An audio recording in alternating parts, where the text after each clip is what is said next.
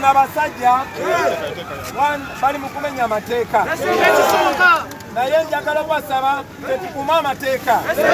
bo basobole okuswala baagala ffe tukole effujjo basobole okubakuba amasasi babe baje bataba wulira njagala tuwuliziganye ffe Uganda empya gye twagala bagagituuka mu mateeka kubanga ffe tukuma amateeka abo bafande bo baswavu kakati bagezaako okutwala budde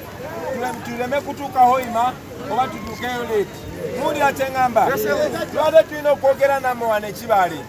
ne batulemesa kakati n'oluguudo balugadde buli munnayuganda alina eddembe okozesa main road naye kati batuganda kubanga yenze Kyagulanyi njagala basaba tukole bwe tuti mission gye tuliko bagita mission to freedom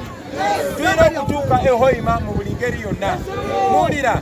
manyi kinyizanya abantu okutulemesa okuyita mu wano oba okukozesa main road baagala tutwala eri tuleme kutuuka Hoima njagala basaba mu abali wano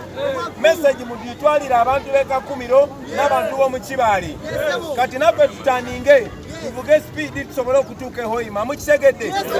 naye njagala muleme kugwamu maanyi bano ba officers babakozesa kumenya amateeka oyo afande Obura ne banne bonna baswavu kati njagala tutaninge tugende Hoima nga tuyita Kibaale muwulidde people power power Kirim